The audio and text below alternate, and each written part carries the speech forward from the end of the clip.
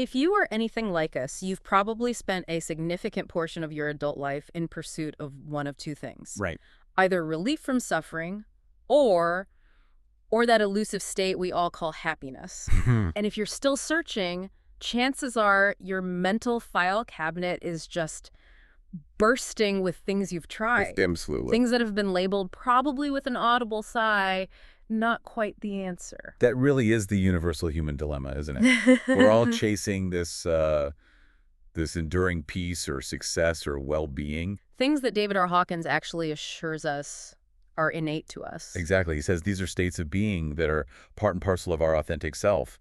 Yet, actually attaining them often feels like you're navigating a maze blindfolded. Totally. We keep trying to solve the puzzle of life only to find the pieces are constantly shifting. You just keep trying harder. Exactly. We try harder, we push more, we read more, we learn more. But what if the answer wasn't about finding some complex new system? Or adding more effort. Right. What if it was just about undoing the basis of the problem itself? And that right there, that is our mission today. We are diving deep into the core philosophy, the practical moment-to-moment mechanism laid out by David R. Hawkins, MD, PhD, in his foundational work, Letting Go, The Pathway of Surrender. And Dr. Hawkins is a figure who, well, he really demands attention. He was a practicing psychiatrist, a dedicated clinician, a spiritual teacher, and a renowned researcher of consciousness. He's probably best known for his influential book, Power versus Force. That's the one. And what makes his findings so potent is that they didn't come easily. I mean, he spent decades exploring virtually every known therapeutic modality aimed at relieving human suffering. Everything. Everything from, deep neurochemistry and acupuncture to these esoteric systems and complex psychological frameworks. He really did test them all. And what he found after all that exhaustive searching was that the most effective, the most efficient solution was, well, it was deceptively simple. Just the mechanism of surrender, letting go. That's it. So this deep dive is focused entirely on distilling this approach for you. It is the pathway to eliminating everyday obstacles, resolving chronic negative feelings. And mitigating that profound impact those feelings have on your physical health, your relationships, your professional drive. Ultimately, it leads us to the greater freedom and awareness we crave. The goal is undoing the inner blocks, not trying to acquire more external solutions. So let's start with where most of us live, which the source material paints as a frantic, almost chaotic existence.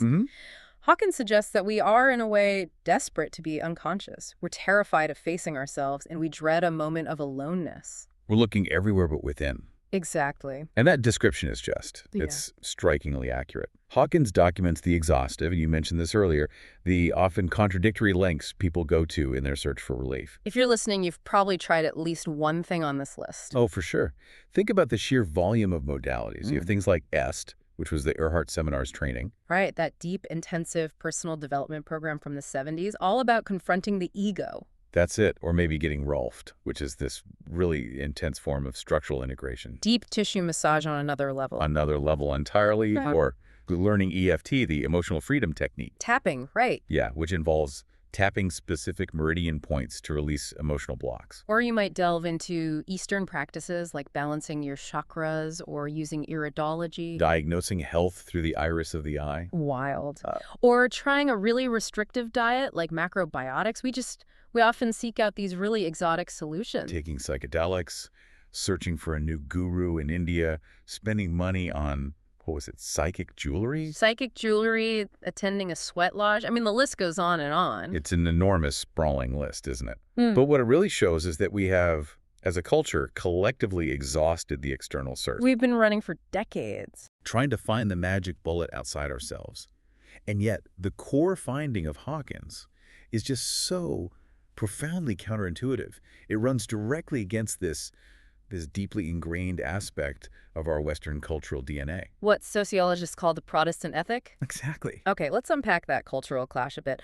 Why does letting go feel so wrong to us, especially in a culture that's all about what we now call hustle culture? It's the paradox of effort. I mean, think about it. We have been conditioned from birth, really, to believe that worldly or spiritual or psychological accomplishment, Yeah. it correlates directly with hard work. Keeping your nose to the grindstone. The sweat of our brow, the big one, no pain, no gain. We operate on this mechanism of effort. If something is difficult, our assumption is we must try harder, Fight tougher. struggle more intensely. If you're struggling to lift a boulder, your instinct is to strain and grunt and push harder. Precisely. But Hawkins points out this mechanism of effort, when you apply it to your internal emotional states, it only leaves you frazzled, burnt out, Yeah. vulnerable to criticism. And harboring these festering resentments toward yourself or other people. Yeah. If you are struggling with a negative feeling, let's say it's anxiety, and you try hard to stop being anxious, You're just piling more pressure on. you're just adding the pressure of effort on top of the existing anxiety. It just makes it worse. It compounds the problem. So if you've reached the end of the rope with the mechanism of effort, if you are just tired of straining, you are finally ready for the mechanism of surrender. And the solution isn't some complex new discipline. It's ultra simple. And it already belongs to us. It's this state of freedom that we've forgotten how to experience it. And here is where the intellectual clarity really has to begin. The mind, which is driven by feelings, is the problem. It is not the source of the solution. And the core insight that changes everything is understanding the relationship between feelings and thoughts. Let's dedicate some serious time to this, because I think we often start therapy or any kind of self-help with the assumption that our thoughts are the source of our distress. Right. We try to use logic. To talk ourselves out of a bad feeling. And that is a fundamental error, as Hawkins documents. Thoughts are driven by feelings. A single powerful feeling, whether it's fear, anger, grief, is a cumulative derivative of literally thousands and thousands of thoughts generated over time. Okay, can you give us a clearer analogy for that? If the feeling is the engine, what are the thoughts? Well, if the feeling is the engine, the thoughts are maybe the exhaust fumes or, perhaps the rationalizations the car's computer produces to justify why it's driving in a certain direction. Ah, okay. Consider a painful memory from, say, your childhood, a moment of really deep embarrassment. That single painful emotional event doesn't just pass. The feeling tone of that embarrassment generates years and years and years of associated thoughts. Thoughts like, I shouldn't have done that, or if only I had said something different, or People judge me because of that, or I must avoid any similar situations at all costs. So the thoughts are just the story we tell ourselves about the feeling. They are merely rationalizations. They are the mind's elaborate, plausible-sounding excuses invented to explain the existence of the feeling. But they're not the reason for the feeling. So the real reason is? The real reason is the accumulated emotional pressure that's forcing the feeling up to be processed in the first place. So the key takeaway here is you cannot use thoughts, you can't use reason or logic to solve a problem that originates from a feeling. Correct. The moment you surrender the underlying painful feeling, all those associated complex thoughts, they just disappear instantly. You just forget them. You often find yourself forgetting the incident entirely, or if you do remember it, you view it with total emotional neutrality. And Hawkins points out that this aligns very strongly with what neuroscience suggests. Right, the brain science. Yeah, brain science indicates that our memories are organized by emotion, not by objective fact. Ah, okay. This relates to that idea mentioned in the source material about how feeling tones organize thoughts and memory. Precisely. If we look at models of memory organization, like those proposed by researchers like Laviolette, the evidence suggests thoughts are filed in our memory bank according to the emotional tone associated with them. So it's like a computer folder. Think of it exactly like that. A folder labeled anger or guilt. When you relinquish the core feeling, you essentially delete the entire massive folder and all the associated rationalizing documents inside it. Wow. The energy that was supporting that complex thought structure is just instantly removed. And that is why surrender is so much more efficient compared to something like traditional therapy, which often tries, and usually unsuccessfully, to dismantle the thoughts one by one. That immediately clarifies the mission. Stop managing the exhaust fumes and deal with the engine instead. Now that we understand the target, which is the feeling, let's define this mechanism of letting go.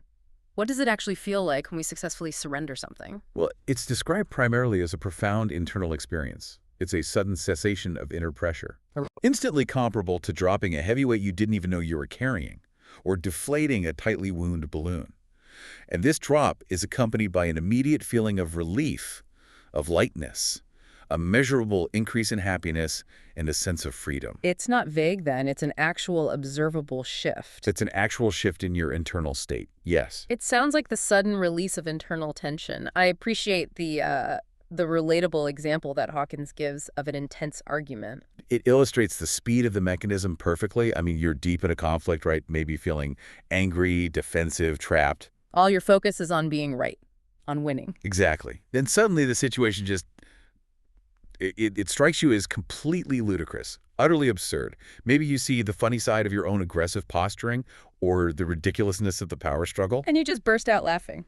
You burst out laughing, and in that one instant, the emotional pressure, the anger, the fear, the ego defense, it's just relieved. You've let go of the attachment to the outcome, the need to be right, and the energy shifts from anger and fear to feeling completely free and light. The reason we have to learn this mechanism is because without it, we're hauling around way too much junk. Absolutely. Collectively, I mean, as a species, humans carry an immense reservoir of accumulated negative feelings, unresolved attitudes, and limiting beliefs. And Hawkins argues that the average human life is basically an elaborate, long struggle. Designed almost entirely to escape this inner turmoil. Wow. This reservoir is the true source of all misery, of all psychosomatic illness, and most relationship problems. And we avoid facing it because we're terrified that if we look deeper, we'll just be completely overwhelmed by the sheer volume of negativity inside. So if letting go is the mechanism we want to cultivate, how does it contrast with the traditional ways we typically handle negative feelings? Hawkins identifies three major ones. Three major, universally used, and ultimately ineffective coping strategies. And they are? They are suppression and repression, expression and escape. At their core, they are all mechanisms of resistance. Okay, let's start with the most common one, suppression and repression. Where does the damage come from here? Well, when we suppress or repress feelings, we are consciously or unconsciously pushing them down. We're doing it because we associate them with guilt or shame or fear. We learn this really early in life. So early. Don't be angry, don't cry, don't be scared. But this huge internal pressure doesn't simply vanish. It seeks expression through the body. And that's the mechanism underlying all psychosomatic distress. Exactly. Think of chronic tension headaches, neck and back pain, indigestion, hypertension, colitis. The body is literally trying to contain the pressure that the mind refused to process. And suppression, he says, often requires two partners in crime, denial and projection. Correct. Because we are terrified or feel guilty about having the feeling in the first place, we first deny its presence within us.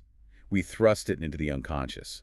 And then, to keep it down, the mind has to project it onto the outside world. This is where we create external enemies. This is where we create them. We experience the feeling as belonging to them. We blame people, institutions, food, fate, ethnic groups, political rivals, for causing our inner feeling. This is where the work gets really socially critical. I mean, Hawkins states that projection is the main mechanism underlying all war, all strife, civil disorder, aggression, social destruction. It is. We maintain our own sense of self-esteem by placing the blame and the negativity onto an external target. It is so much easier to believe that they are the reason for my unhappiness than to face the internalized anger or fear that I'm carrying. If we let go of that inner pressure, the target for projection loses its power, it loses its relevance. Yeah. But as long as that pressure exists, the mind will engage in this endless justification cycle, constantly searching for reasons to reinforce that projection. Okay, moving to the second coping mechanism. Expression, venting, acting out. This is often taught as catharsis, as being healthy. That is a persistent and, frankly, a dangerous societal misconception. It largely stems from a partial understanding of early psychoanalysis. So it's not good to just let it all out.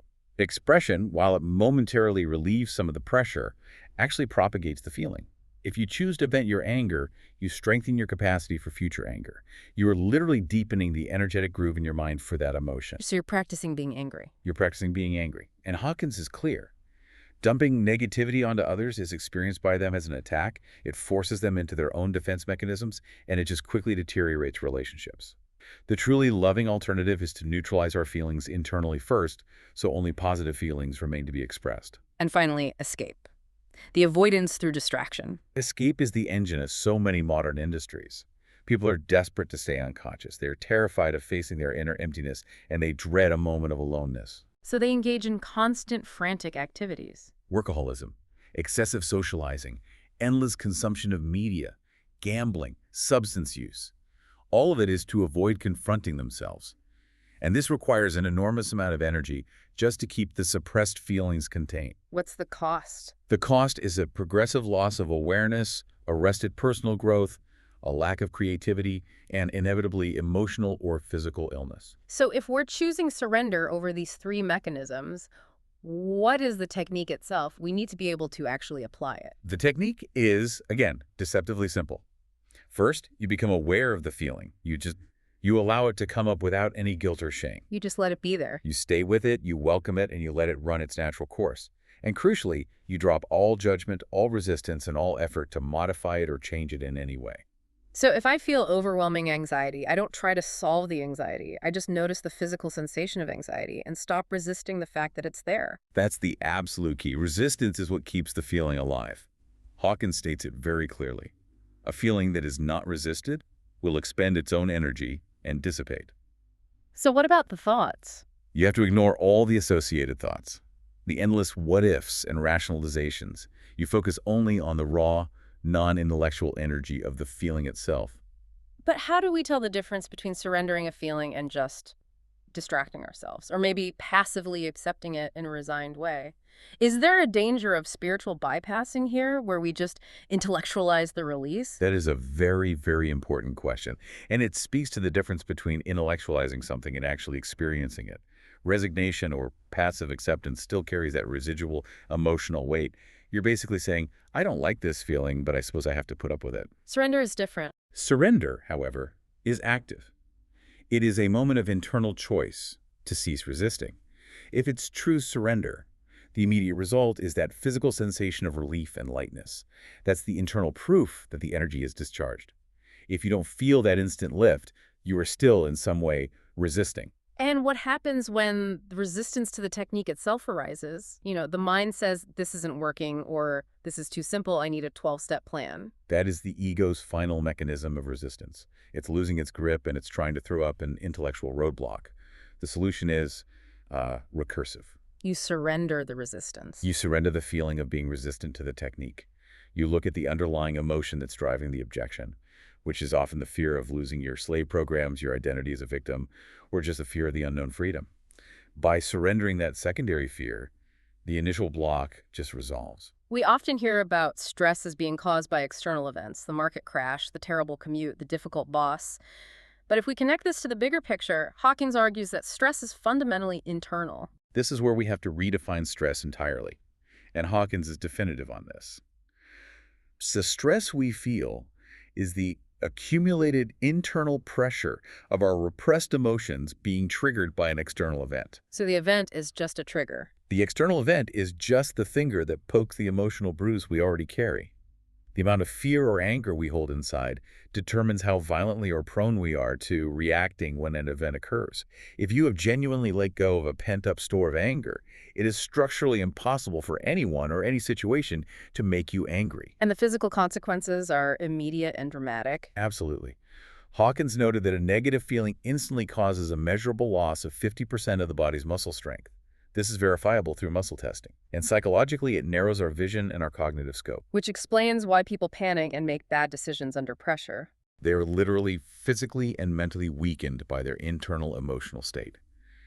The more surrendered and free you are from suppressed emotions, the less prone you are to stress, and the healthier your body functions become, simply because that pressure valve is finally open. Let's transition now into the anatomy of emotions and how they structure our lives. Hawkins suggests that all human activity, no matter how complex or sophisticated it appears, it's ultimately driven by one primary foundational goal: survival. That's the core realization. Survival, both emotionally and physically, dictates everything we do. Emotions are the survival mechanism. Reason is simply the specialized tool the mind uses to achieve its underlying emotional ends. So if the underlying emotion is out of our awareness, people develop incredibly plausible, logical reasons for their actions. They rationalize a choice, but they often genuinely do not know the true emotional reason that's driving them. So if we want to get to the root of our motivation, we can use that simple but powerful what for technique. It is the ultimate pragmatic test for self-honesty. I mean, if someone says they want to earn a massive promotion, We ask, what for? To gain status and respect. What for? To have security and approval from my family? What for? So I can finally feel happy and secure. The continuous what for reveals that the root goal is always to achieve a certain positive feeling, happiness, peace, and to overcome a negative one. Insecurity, unhappiness, fear. All goals are ultimately about overcoming fear and achieving freedom. And this understanding of emotions leads us directly to Hawkins' most famous contribution, the map of consciousness. Yes, this is a logarithmic scale ranging from 1 to 1,000 that attempts to provide a linear map of the nonlinear energetic terrain of human emotions. Every person, every thought, every emotion in every society vibrates at a certain frequency. And these frequencies organize into powerful attractor patterns. Or distinct levels of consciousness. And the scale is logarithmic, which is important. It means moving from 300 to 400 represents a vastly greater shift in energy than moving from, say, 50 to 100. And the critical tipping point on this entire scale is the number 200. 200 is the level of courage. This marks the dramatic shift from destructive, life-draining energies, which are below 200, to constructive, life-supportive energies, which are above 200. And this difference isn't subjective. No, it's measurable.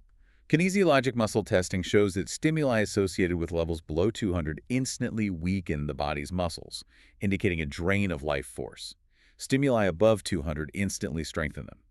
Below 200, we use force against the world. Above 200, we operate with power that actually generates energy. Okay, let's quickly review those lower destructive levels that we're all attempting to surrender. Okay, at the very bottom, you have shame, which calibrates at 20. This is the closest level to death, characterized by humiliation and self-hatred.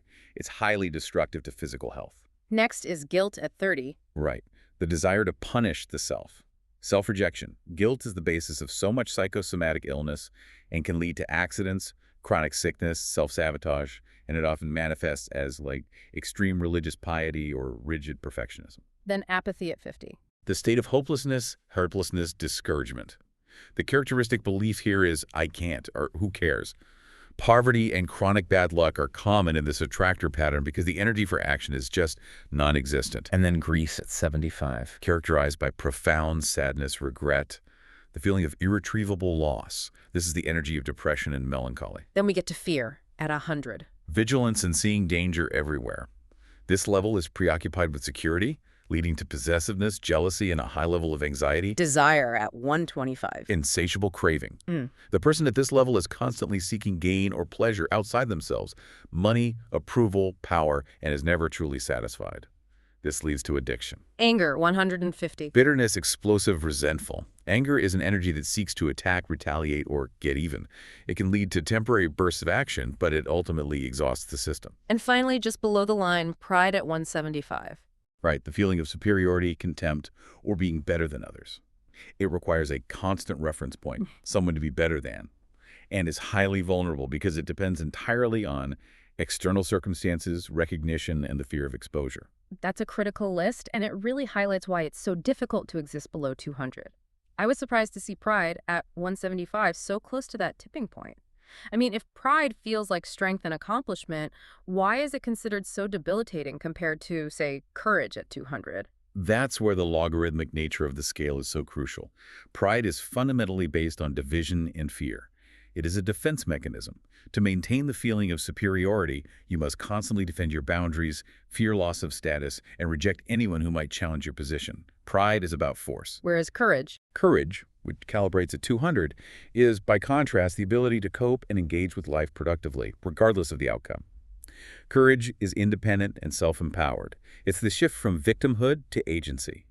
It is the first step where you find genuine power, because you are no longer relying on external circumstances to maintain your sense of self. that makes the distinction so clear. Pride is brittle. Courage is resilient. Okay, now let's briefly look at the high-end levels, the rewards of continuous letting go. So after courage, 200, you have neutrality, 250. This is non-judgmental, comfortable, pragmatic, a level of safety and self-trust. The feeling is it's okay either way, meaning there's no internal resistance to the way life presents itself. Then willingness at 310. A positive attitude, seeking to be helpful and of service. This is where career advancement often happens naturally as the person is genuinely seeking to contribute. Acceptance is 350. Free of inner resistance, flexible, harmonious, meeting life on life's terms, free of the need to blame others or fight reality. Reason at 400. Objectivity, conceptualization, highly effective in structured problem-solving science, law, medicine, though it has its limits in understanding nonlinear spiritual truths. And then we get into the really high states. Love at 500. Unconditional, forgiving, non-attached, and focused on the intrinsic value of others rather than their utility to us. This is the beginning of the heart-centered existence, Joy at 540. a state of self-completion and self-sufficiency where you see exquisite beauty everywhere. Happiness is generated internally. It requires no external stimulus. And finally, peace at 600. Perfection, effortlessness, non-duality beyond the intellect, the peace that passeth all understanding. It's powerful to realize that moving up the scale isn't just about feeling better psychologically. This emotional state connects directly to our physical structure and our health. It ties directly into the concept of the energy body, which includes things like acupuncture meridians and chakras. Hawkins notes that negative emotions throw off the energy balance of the associated organs. So if you suppress chronic anger, You affect the liver meridian.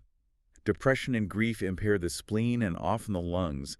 Every negative feeling impairs an associated organ, leading to disease over time because the energy flow necessary for optimal function is blocked. and the root chakra. The root chakra, which is the seat of survival energy, calibrates exactly at 200, which confirms that the path to vitality starts with courage. So if we're in a low state, we are physically damaging ourselves, and we are also impacting the entire world around us through what he calls psychic transmission. How does that work? Well, since the mind emits vibrational energy, it's a continuous frequency, like a radio wave, it's not limited by space. Our basic emotional state affects others and influences the events that come into our lives. Like attracts like. The basic rule of the psychic universe is like attracts like. If you are constantly vibrating at the level of anger, which is 150, you will attract angry thoughts, angry people, and unfortunate angry events. If you vibrate at love, at 500, you promote love, positive synchronicity, and supportive people. This gives a completely new dimension to sayings like the rich get richer or bad things happen in threes. Precisely. A person who has successfully let go of inner negativity is surrounded by loving thoughts, supportive people, and positive events, simply because they are emitting a high-frequency attractor pattern. I mean, even experiments with plants and bacteria show measurable positive or negative reactions to the emotional states of nearby humans.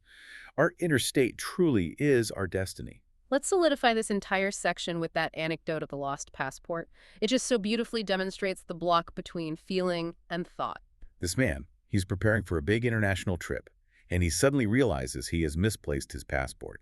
He immediately goes into a state of severe panic. His mind starts racing. Thousands of frantic thoughts. Where did I put it? I'm going to miss the trip. My career is ruined. I'm such a failure. He's searching high and low, becoming physically exhausted. But all that intellectual effort was completely fruitless because the thoughts were being driven by a deeper, ignored feeling. So what did he do to shift the energy? He finally just stopped the frantic searching and he asked himself, what is the basic, ignored feeling that is driving all this panic? And he was surprised to find it wasn't just fear of missing the flight. The deep underlying feeling was grief. Grief at 75. Yes, grief. Grief associated with the fear of loss, specifically the fear of losing or weakening a relationship due to his absence. He was attached to the idea that this relationship could only survive if he was physically present. So he surrendered the grief. He surrendered the grief and the associated fear of loss. He realized that if the relationship couldn't handle a 2-week separation, it probably wasn't worth clinging to anyway.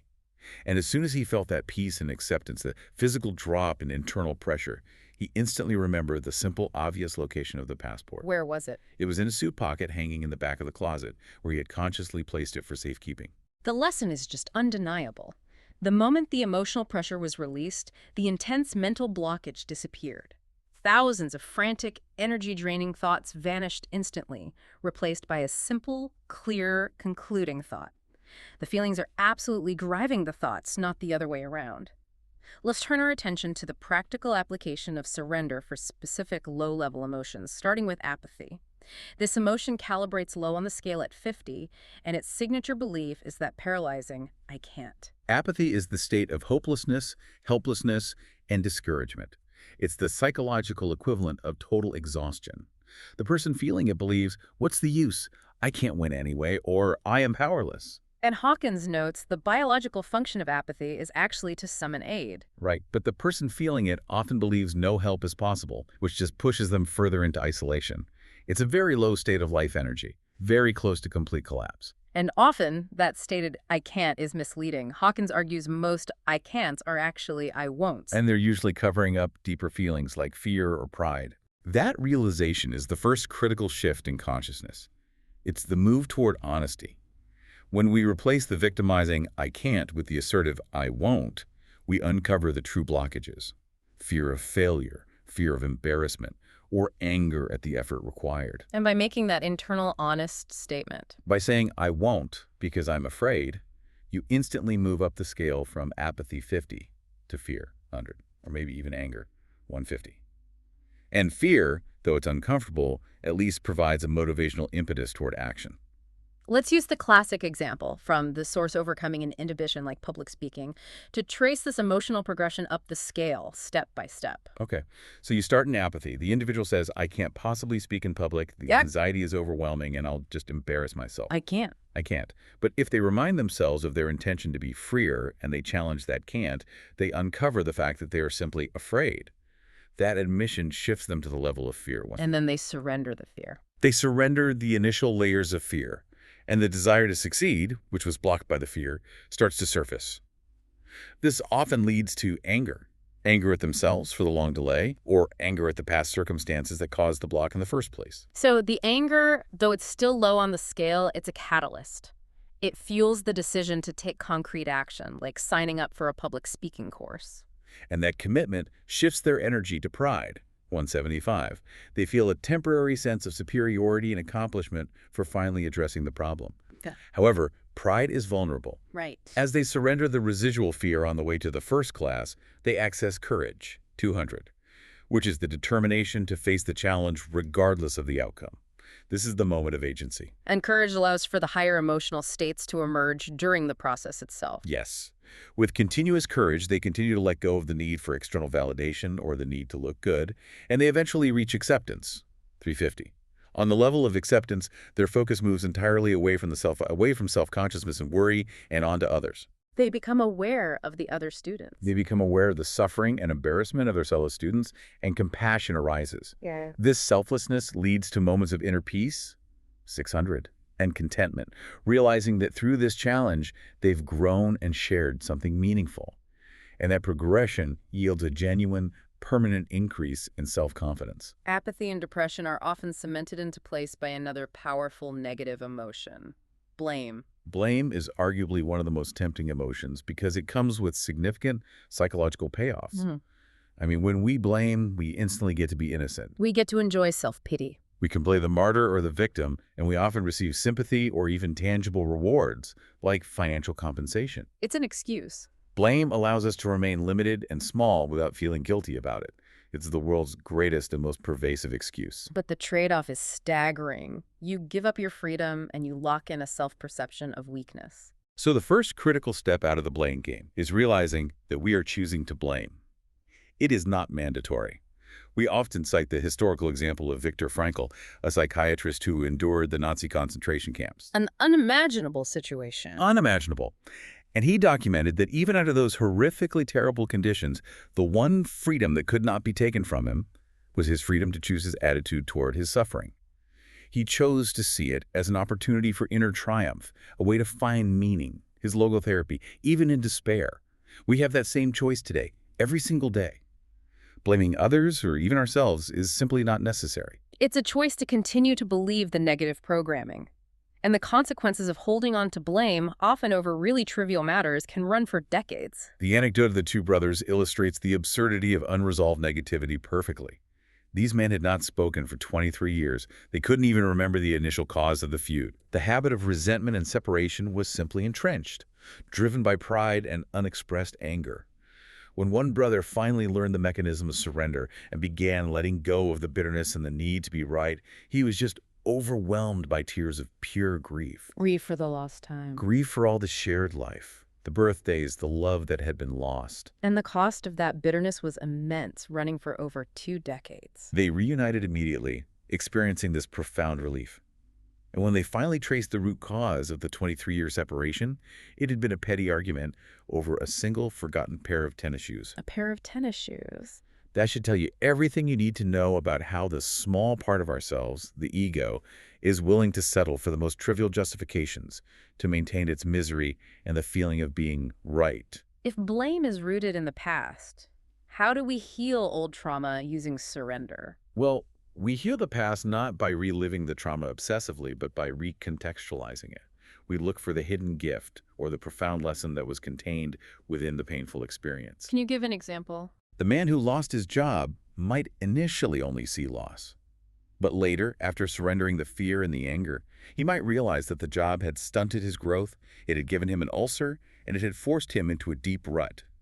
Losing it provided the necessary crisis that forced him into a new, healthier career. This aligns with Jungian psychology, doesn't it? It does. Carl Jung observed this unconscious drive toward wholeness. He noted that the unconscious will often devise ways, even traumatic crises, to force us to confront the shadow, which is the accumulation of all the repressed thoughts and feelings we refuse to face. And once we consciously acknowledge that shadow, It loses its power to control us, and the energy it consumed is liberated. this realization allows us to actively choose which negative programs we accept. That is the ultimate law of consciousness. We are only subject to a negative thought or belief, whether it comes from our past, our family, or the media, if we consciously agree that it applies to us. If the news reports record economic hardship, we have the power to refuse that negative thought form by stating, that anxiety does not apply to me. We have to stop being a blank tape recorder that just passively records and plays back every negative program the world hands us. And finally, Hawkins underscores the strategic importance of choosing the company we keep to lift ourselves out of these low starts. This relies on the principle that like goes to like, but also on the energetic principle of osmosis, or psychic transmission. When we're stuck in a low state, our own positive thought forms are weak and they're easily overridden. By deliberately seeking the company of winners, people who have successfully resolved the problem or who are vibrating consistently at a higher energy level, we gain positive energy simply by being in their presence. The positive energy of their field subtly influences ours. Exactly. This is perfectly demonstrated by the divorced woman anecdote. She was suffering intensely, ulcers, chronic migraines, and she was spending all her time meeting with a support group of other divorced women. The problem was, this group was just consumed by bitterness, anger, and hatred toward men. They were all getting the payoff of validation for their negativity. Yes. And the simple suggestion was made. Stop associating with this group and instead seek out the company of people who had successfully moved on and reestablished healthy, positive relationships after their divorce. And the change was dramatic. Her entire social life changed immediately. She stopped needing the validation for her victimhood. She became consistently happier, her headaches vanished, and eventually her ulcer healed. She joked that falling in love again was the best medicine. So the core lesson is, The core lesson is that merely choosing to be in a higher vibrational field, the company of balanced people, gave her the energy required to finally let go of her own deeply entrenched negativity. let's move to another pervasive low-level emotion. Grief, which calibrates at 75. It is characterized by loss, sadness, regret, loneliness, and that paralyzing belief, I'll never get over this. Grief is a universal human experience, isn't it? It encompasses feelings of abandonment, deep pain, utter helplessness. Yeah. And culturally, we often suppress grief. Particularly due to traditional pressures on men who are told, men don't cry. Right. And the fear is that if we start crying, we will be completely swamped by the emotion that will just never stop. This suppressed chronic grief is responsible for a huge number of health complaints, often manifesting as a chronic fatigue or pain. And here's the truly surprising, almost revolutionary detail from Hawkins that serves as a massive aha moment for the listener. The nature of grief is that if it's handled correctly, it is profoundly time-limited. This is the fact that gives us the courage to face it. Hawkins documents that if grief is allowed to come up and is not resisted, if you totally surrender to the feeling, without judgment or intellectual interference, it will run out. It will expend its energy in approximately 10 to 20 minutes. And then it just stops. It will then stop completely for a variable period. The critical point is that the persistence of grief for years and years is purely due to the continuous resistance to accepting that state and allowing the feeling to expend itself completely. We resist because we fear the intensity, but the resistance is the very mechanism that keeps the intensity alive. That reframes the entire process. The emotional exhaustion associated with chronic grief isn't caused by the grief itself. Right. It's caused by the continuous exhausting effort of suppressing it. Exactly. When the resistance is dropped, the body and mind are just flooded with relief. The source gives a powerful personal example of a man who suffered from a severe pounding headache and realized it was suppressed grief about a past situation he felt responsible for. And when he decided to allow the feeling to surface, His initial block was pure masculine pride. A man doesn't cry over something so far in the past. so he had to surrender the pride first. He had to surrender the pride and the fear that the crying would never stop. And as he let go of the pride, anger arose. Anger at the societal pressure that forced men to suppress such feelings. He surrendered the anger. And with the anger gone. He reached the level of courage and allowed himself to fully and intensely cry. The headache vanished instantly, replaced by a profound and overwhelming peacefulness. He noted that he felt like a much more complete and whole man, far more capable of handling all his feelings and relating genuinely to others. If grief is the reaction to loss, what does Hawkins suggest is the deep psychological basis of that intense mourning? All deep consuming grief is based on attachment and dependence, and these things fundamentally stem from an inner sense of incompleteness. When we attach to an external person or an object or a situation, we unconsciously utilize that external element to fulfill an internal need. Love, security, worthiness. Exactly. In effect, the external object becomes an actual energetic or psychological extension of me. So when we lose it, we experience a diminution. A part of our perceived self is lost. And because attachment creates dependency, it intrinsically carries the fear of loss. Precisely. The fear is always already present, long before the actual loss occurs. This fear of loss often leads us into denial, playing ostrich, or desperate overcompensatory behavior. Denial is simply refusing to face the inevitable end of something, ignoring all the warning signs. What about the overcompensatory behavior, trying to control the outcome? That involves frantically trying to strengthen the bonds based on the fantasy that the greater the bond, the less likelihood of loss. The inattentive husband who suddenly brings home expensive gifts and flowers. He's often trying to mitigate his own internal fear of loss, which is driven by his attachment and dependence on his wife for his sense of security. And paradoxically, this attempt to control or restrict often precipitates the very loss he fears, because the other person struggles fiercely to be free of the suffocating attachment. So, to handle this fear of loss productively, we need to anticipate it and analyze the root emotional need the external object is fulfilling. We have to be radically honest with ourselves. We must ask, what exact emotional need is this person or object serving?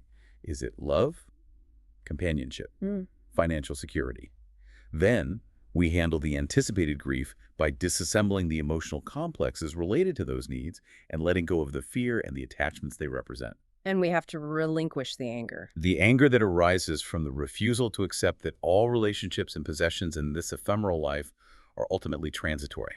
When we're finally successful in working through and surrendering all the negative emotions related to a loss, the fear, the anger, the blame, the grief, we achieve a state of acceptance. And that, you noted earlier, is very different from mere resignation. Resignation is characterized by that residual reluctance. You're putting up a facade of peace, but internally the voice is saying, I hate this loss, I don't like it, but I suppose I have to put up with it. Acceptance is different. Acceptance, however, occurs only when all the negative emotional energy has been truly surrendered and released. Acceptance is characterized by genuine freedom and profound relief because you are no longer internally resisting the facts of reality. You've made peace with impermanence, and the immense energy you were previously using to fight reality is now available for positive living. #outro, summary, and provocative thought. We've covered extensive ground today. We've defined the counterintuitive power of surrender, traced the energy scale of consciousness, and provided specific, applicable techniques for transcending chronic emotional issues like blame, apathy, and deep grief. And the profound and sometimes subtle benefits of continuous, gentle surrender. They touch every area of life. We see improved physical health almost immediately, often resulting in the reversal of pathological processes because the suppression that caused them is eliminated. And psychologically. Psychologically, there is increased vitality, the resolution of long-standing behavioral and emotional problems, and an uncovering of latent creativity and intuition. And relationships improve dramatically. They do, because diminishing our dependence on others allows us to offer true, non-attached love, which is free of the corrosive fear and neediness that plague most interactions. And on the spiritual level, continuous letting go results in a progressive expansion of awareness and the deepening realization of the true inner self. The entire path is based on simplicity. Simplicity and continuous, moment-to-moment surrender. We realize that we are not our feelings, but merely the loving witness observing them.